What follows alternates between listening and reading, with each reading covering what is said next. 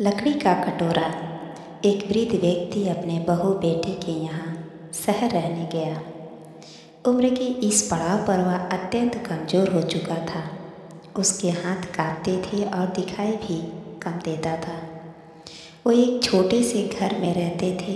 पूरा परिवार और उसका 4 वर्षीय पोता एक साथ डिनर टेबल पर खाना खाते थे।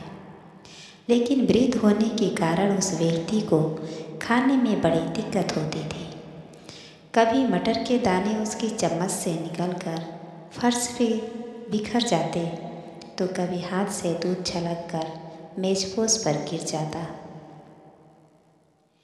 बहू बेटे 1-2 दिन ये सब सहन करते रहे, पर अब उन्हें अपने पिता के इस काम से चिढ़ होने लगी। हमें इनका कुछ करना पड़ेगा, लड़के ने कहा।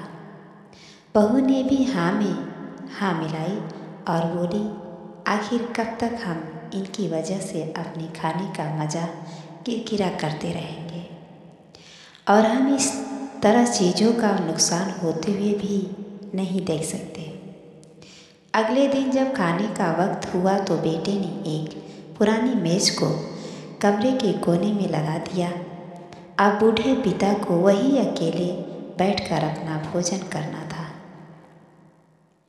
यहाँ तक कि उनके खाने के बर्तनों की जगह एक लकड़ी का कटोरा दे दिया गया था, ताकि अब और बर्तन ना टूट फूट सके।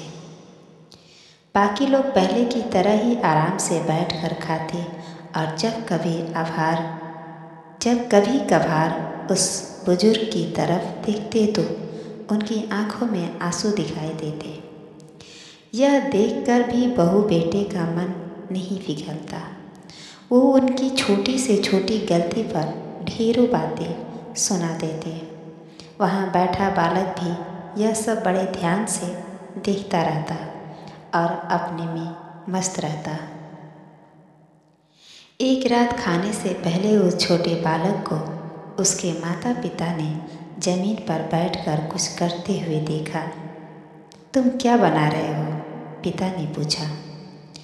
बच्चे ने मासूमियत के साथ उत्तर दिया, अरे मैं तो आप लोगों के लिए एक लकड़ी का कटोरा बना रहा हूँ, ताकि जब मैं बड़ा हो जाऊँ तो आप लोग इसमें खा सकें।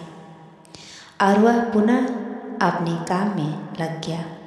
पर इस बात का उसके माता पिता पर बहुत गहरा असर हुआ।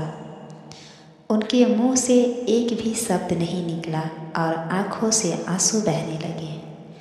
वो दोनों बिना बोले ही समझ चुके थे कि अब उन्हें क्या करना है।